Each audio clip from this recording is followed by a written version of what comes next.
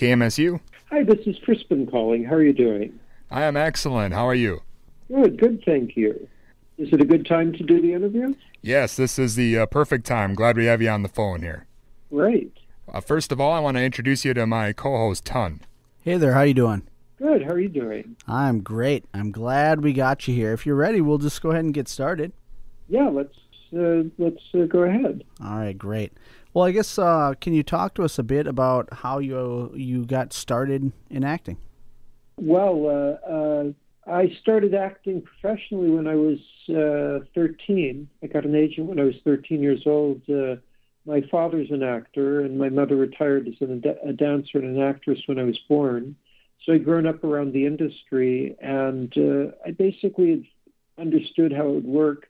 It wasn't something I was pushed into by my parents at all. It was my own decision, kind of a prudent business decision, really. And it sounds a bit funny, but 13 is actually kind of an older age for starting as a child actor. But it was a good age to start taking things seriously to become, a young adult actor. And I worked a little bit as a teenager, not a lot. But then I started working a lot more when I turned 18 and child labor laws started working in my favor. And that's when I started working in film quite a bit. Yeah, you were doing a lot of stuff around that time. You know, you did a lot of TV shows, Happy Days and Family Ties, and I know you were in a Friday the 13th movie. And one thing we wanted to ask you about is your appearance in the Beaver trilogy film when you were the Orkley Kid. Can you tell us a bit about what that was like? Yeah, it's kind of a strange thing because the film that I did was called The Orkley Kid. I did it at the AFI. It was a half-hour film shot on 16 millimeter film, and it's a film I'm quite proud of. The director recut, as I understand it, it's in its entirety, but he was at the AFI. They do a first and second year project, and the first year project he'd made essentially another variation of the same movie with Sean Penn playing the same part, that had been shot on video. He had intermixed it with a documentary that he'd shot even earlier on a television kind of news station that did documentaries on interesting people. And I'm kind of telling it backwards, but that was what he shot first. It was a documentary on a fellow who kind of considered himself an impressionist, but there was a kind of a strange story of him dressing up as Olivia Newton-John and doing impressions of her, and it's a very interesting character. It was a very well-made documentary. And then Sean Penn had done the first-year project version of it on video, and then I ended up doing the second-year project version of it on film. And the filmmaker has recut those different pieces together all into a new, feature-length piece that he calls the Beaver trilogy. I had seen all of the various projects. I've never seen the whole thing edited together, but they were all really good. I'm proud of that movie. The version that I did, the one Sean Penn did, was excellent, and the original documentary was really fascinating. So I'm sure it's an interesting amalgamation of the three pieces. I think mine is the last one in its entirety, and I'm not quite sure how the other two portions are edited together. Now, speaking of trilogies, can you talk to us a bit about, I guess, how you end up landing the Back to the Future films? And I should clarify something. Whenever people put it in that context, I was only in the first film. I was in Back to the Future. I was not in the sequel to Back to the Future. There was a person that was put into prosthetics that were taken from the molds of my face that were used for the old age makeup, and they utilized the molds of my face in order to put prosthetics onto another actor in order to make him look like me, and then interspliced a very small amount of footage of me from the original film with this other actor in order to fool audiences into believing that I was in the film. There was a lawsuit about it. Because of my lawsuit, there are rules in the Screen Actors Guild that make it so producers are not allowed to do something like that again. What they did was illegal. And it's disturbing to me, of course, because people still do ask me questions like you just asked, where they believe that I was in the trilogy of films, but I was not. I was only in the first film. Well, can you tell us a bit about, playing George McFly, or some of your memories of being on the set of that first movie? Well, actually, let's. I can, but what I'm promoting here, of course, today is the fact that I'm touring with my shows and films. Sure. And I have a number of shows that are coming up. People can find out about the details of where I'm going to be with my feature films and my live shows that I am touring with by going on to crispinglover.com. I was just in Kentucky, and I'm in Minnesota right now. I have a show June 3rd, Monday, and June 4th, Tuesday, at the Heights Theater in Minneapolis, Minnesota. Then June 7th, I have two shows. June 7th and June 8th, I have two shows at the Museum of Arts and Design in Manhattan, New York. And then on June 11th and 12th, I have two shows at the Alamo Drafthouse in Kansas City, Missouri. And then I have two shows at the Alamo Drafthouse in Littleton, Colorado, or Denver, Colorado, June 20th and 21st. And then I'm back again in New York City at in Manhattan at the IFC, June 24th and 25th. And just so people know what I'm doing is I've directed two different feature films, and I present the two different feature films on subsequent nights. I perform a live show I perform two different live shows before the two different feature films. The live shows are called Crispin Glover's Big Slideshow Part 1 and Part 2. What these consist of is I've taken old books from the 1800s and reworked them and turned them into different books from what they originally were. And they're profusely illustrated. So virtually every page has an illustration on them, and they're projected behind me, and I dramatically narrate 8 different books for each show. It's an hour-long show. Then after I perform the live portion of the show, I show the feature film. What Is It is 72 minutes, and the second film, It Is Fine, Everything Is Fine, is 74 minutes. And again, I show each of those films on subsequent nights. Then after that, I have a Q&A, which is usually goes over an hour. And then I have a book signing of some of the books that I've published that are in the live show. So it's a long show, but it's something I'm proud of. I should talk a little bit about the content of the films. The first film, What Is It? Most of the actors in the film have Down syndrome, but the film's not about Down syndrome at all. What it really is my psychological reaction to the corporate constraints that have happened in the last 30 years of filmmaking, where anything that can possibly make an audience member uncomfortable is necessarily excised, or that film will not be corporately funded or distributed. And I think that's a very damaging thing, because it's that moment when an audience member sits back in their chair, looks up at the screen and thinks to themselves, is this right what I'm watching? Is this wrong what I'm watching? Should I be here? Should the filmmaker have done this? What is it? And that's the title of the first film. What is it that's taboo in the culture? What does it mean when the taboo has been ubiquitously excised? The second film, there was a man, I had actually read a screenplay before I started making the first film by this man named Stephen C. Stewart, who'd been born with a severe case of cerebral palsy. And when he was in his early 20s, his mother died, and he was put into a nursing home where he really did not want to be. And Steve was difficult to understand, and the people that were taking care of him at the nursing home would derisively call him an MR, a mental retard, which is not a nice thing to say to anybody, but Steve was of normal intelligence, and the emotional turmoil that he must have gone through, I can't even begin to imagine. But when he got out, he wrote this screenplay in the style of a 1970s TV murder mystery movie of the week, wherein he's the bad guy.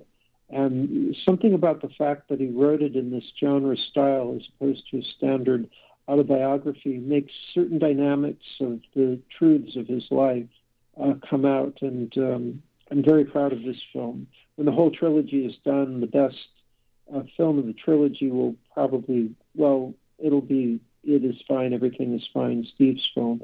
But not only that, I think it'll be the best film I'll have anything to do with in my whole career, and I'm quite proud of the film. Yeah, it seems like for at least the last 5 or 6 years or so, you've been touring around with these films. 8. I've been touring. I'm on year 8. I've been touring since 2005 with the films. It's a huge part of my life. So then, do you think the new one will be set to start filming soon, or do you plan on touring with these for a while then? Yeah, I'll be continuing to tour. I've been building sets. I own property in the Czech Republic. I bought an old chateau that was built in the 1600s. Next to it is a horse stables, which I've converted into places for building sets and shooting. I've been having the sets specifically built for the next project I'm going to shoot for about a year and a half. This will not be part 3 of the trilogy. It's going to be many years before I get to that. I've been working on this thematic trilogy since 1996, so it's a long time, and I need to step away and do some other films that don't have to do with this theme. My father, like I said, is an actor, and he and I have never acted together before, so I've been developing something for he and I to play a series of fathers and sons, and this is what the sets are being built for, is that particular project. Although the sets are actually kind of like more like a backlot that is possibly that I'll probably utilize to shoot other films on at a certain point. Yeah, it definitely sounds like you're keeping busy with stuff then. Is it okay if we ask you a question about something you've done in the past here? Okay, sure. Well, we are big fans of the album that you had put out, The Big Problem Does Not Equal the Solution. Can you tell us a little bit about that? Yeah, that was recorded in about 1986, or came out in 88 or 9. Maybe it was, we started recording it in 87. It took a little while to make that. I was approached by Barnes & Barnes, who are well known for the song Fish Heads. And I had known some of their songs from the Dr. Demento show. And first they just asked me to record some, like a song, and I did some book readings of the books that I have in my show, and they put music to it. And then they let me know that they wanted to make a whole album. And so we worked on it for a while. I started coming up with a concept of kind of some of the things that we'd recorded. And I realized there was a certain kind of theme going on. And that if I called the album The Big Problem Does Not Equal the Solution equals Let It Be, people could figure out what the big problem was, which was essentially what this thematic similarity was. And at the time it came out, there was no such thing as the internet. So I had a telephone number that was a dedicated telephone line for that purpose, that people would call and let be known what they thought the big problem was. And, now I would just have a website, but it was a way of kind of advertising the books and letting people know how to get hold of the books. But people did genuinely call in, and lots of people, and a lot of people genuinely figured out what it was. It really isn't that complex. It's just the theme of what the various pieces and songs have in common. We had read somewhere that you had another album completed that you didn't release. Is that true, or do you think you'll have more in the future? It's partially true. There's an album's worth of stuff that's been recorded. There's a very small amount of work that needs to be done to it, and I've just been so involved with my films and touring, and because I was produced on the first album, it's not really my background. And one of the two producers that I worked with on the first album wanted to do this second album, but he wanted to sell it for a very low price to a record company, and I thought it was a bad business move, so I didn't want to do it. And he got kind of frustrated and didn't want to continue to finish the project. And it really is almost finished. So at some point, but he's really the person that was doing the music. I was doing more of the singing and had some influence on. I played a little bit here and there on something, but I'm not a musician by background. So I really need somebody to help finish producing it. And because it's not what my main goal is. My main goal are really making my own films right now, and that takes really everything I've got. At some point, I do need to finish the album up. It is too bad because it's not too much more work, and it could be released. Well, you mentioned that you're really passionate about making your own films now. Is that kind of what you're sticking with, or do you see yourself going back to making other people's films? Oh, sure. I mean, I acted in 2 films last year, and one is with John Cusack and Robert De Niro. And I've seen that film. It's actually an interesting film, and I felt good about the work in it. And another one was a Polish film, period film, that it's a Polish language film, and I play a German-speaking person, but I don't speak German, so it was a real memorization task. It was a lot of work. But yes, no, that's how I still make my living. I make my living acting in other people's films, and I'm glad to do it. You know, I'm grateful to do it. It's what enables me to take the time to continue touring with my own films and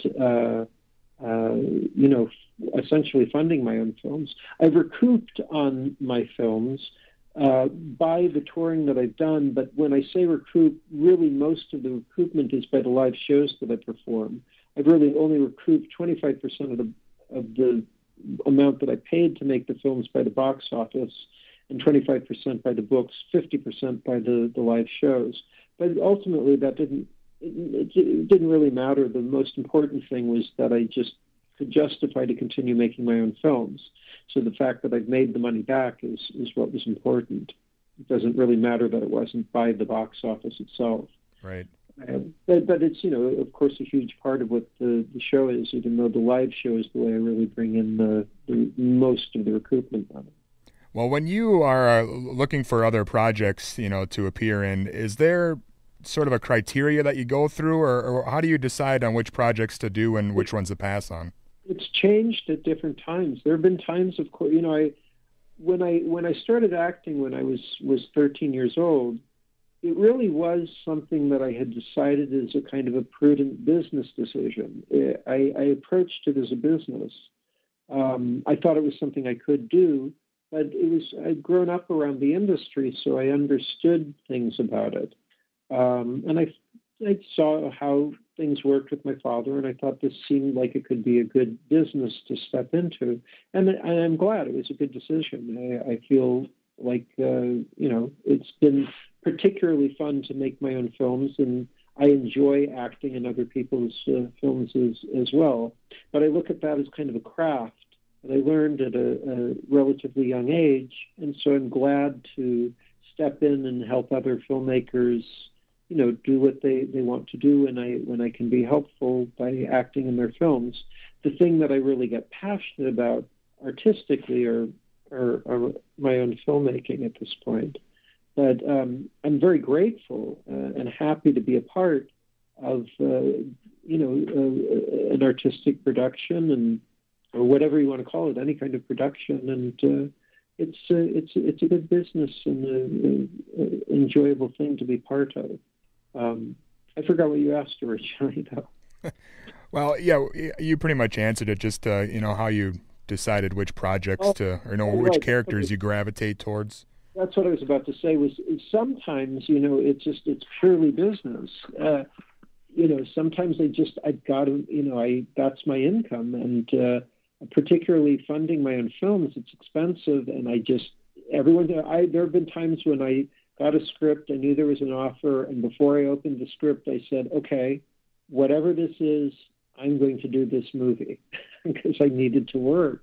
Yeah. And so there've been some movies that was how, and I just looked at it as an assignment, and then I went and I did what I could do. Usually even things like that, there was something fun about it. If I really didn't feel like I could, there was no way for me to do anything with it at all that would have no entertainment value or anything, then I will pass. I always look to see if there's something that I feel like I can make it work, that I feel like I can come off at least entertaining in some way, or ideally where something can actually be really genuinely interesting and good.